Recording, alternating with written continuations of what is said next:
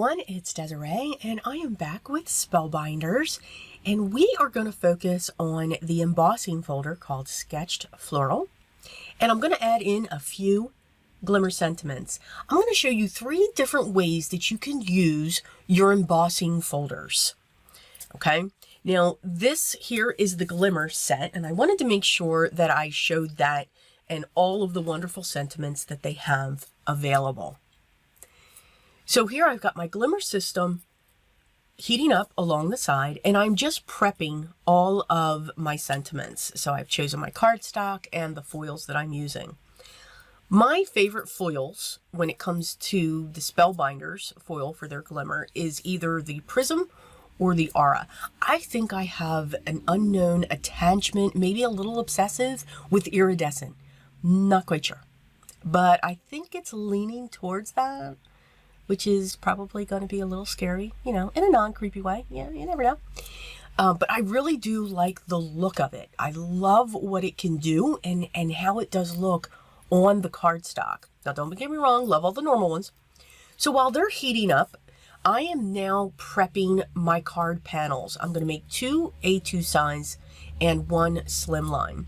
Now, the dies that I'm using here, these are the new precision layering dies by Spellbinders. They have them in circle, rectangle, square, and also a Slimline.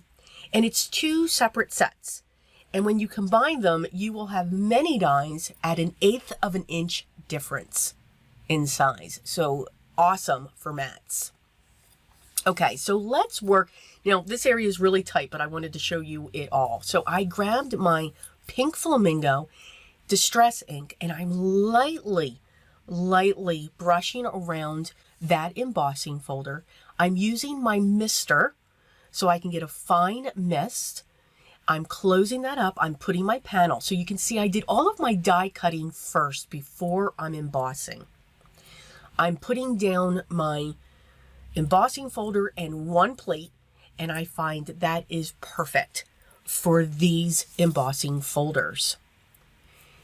What's happening is on the side of the paper, all of that ink is getting pulled up into that paper, and just look at that. You have a beautiful watercolor looked panel. Easy to clean. Just get a baby wipe, wipe it down, and it comes right out. So for the next one, I'm going to not do anything. I'm just going to put my piece of cardstock in. Again, putting down the embossing folder, 1 of the clear cutting plates, running it through, and voila, we have a beautiful impression. And it's 2-sided. You can either have the impression that comes towards you or the one that goes away from you. So positive and negative. This is what I love most about these embossing folders. The size. This is a 3.5 by 8.5 inch panel, and I can now emboss it in 1 swipe.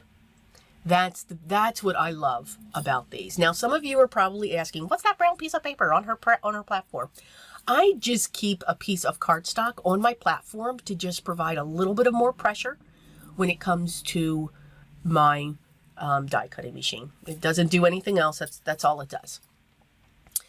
Now I'm taking another piece of cardstock, and it's white. So that Slimline one was ivory. This one is now white.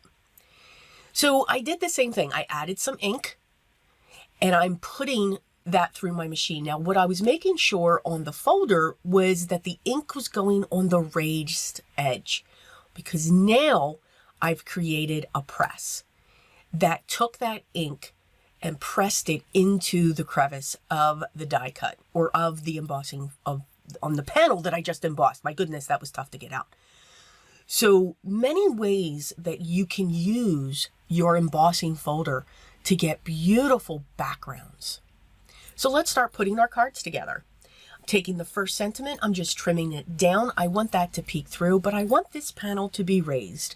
So I want that dimension between the background and the sentiment. I'm just going to use my double-sided tape, set that up, make sure that it's covered with the double-sided tape so that it doesn't sag when it goes through the mail, and I'm placing this onto my standard A2 size card base, which is 4 1/4 by 5 1/2, and that is now a top folding card. I'm now looking at the second one. Here we didn't add any inks. We just embossed the image. Choose the side that you like best. I'm putting glue around the sentiment that I chose, and this is going to be flush with that background. You don't always have to add dimension. I'm just a little cray-cray with it. I'm just saying, love my dimension. But the embossing folder provides that. It provides the texture. Here's our slimline. So I have these two panels. Now what you could have done was match up your pattern, which would have been cool. I did not do that, which is fine. So I have my ivory background, I have my white background that we press the ink into to give it a different look.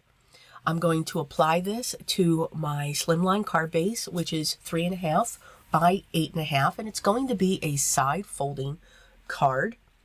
And when it comes to your sentiments, you know, it didn't have matching dies to go with it, but that doesn't mean that we can't have that sentiment look like it's going to be cut out. So what do we do then? We have to fussy cut. But fussy cutting sentiments is pretty simple. It doesn't stress me out as much as other images. Just saying.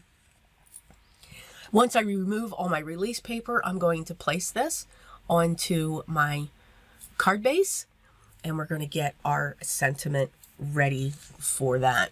You can see I have a little bit of ghosting. I also have sometimes when it's really close, oh, I'm sorry, I didn't have any ghosting. I had sometimes when the images that you're foiling are really close, foil kind of stays in between. I just use a stiff white hog brush or a stiff brush, and it removes that excess, and then you get to see your sentiment.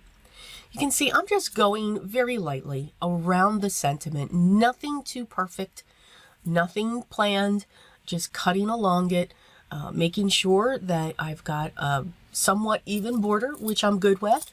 I'm going to prop this up using my double-sided foam squares. And here are the 3 cards completed. You can see I added gems to each of them. So for the white one, I went with the espresso gems, and for the pink watercolored, I went with bright color gems, and then I matched the blue gems, iridescent gems, and again, they're all iridescent. I'm telling you, I like something about iridescent, but I just used those gems to accent what the embossing folder image was doing. You could have put them together a completely different way, and that's the beauty of it. I hope you enjoyed today's project featuring the embossing folder sketched floral by Spellbinders. It is their embossing folder kit of the month for February. As always, the products that I used will be listed down below, including to their shop, to the club section so that you can see all the clubs that are available, and by all means their blog so that you can get even more inspiration. If you have any questions, make sure you leave those down below as well, and I will make sure I get back to you as soon as I can. Again, continue to enjoy, smile, have a great day, but always remember what's most important. Always be creative, guys, and I'll talk to you in the next video.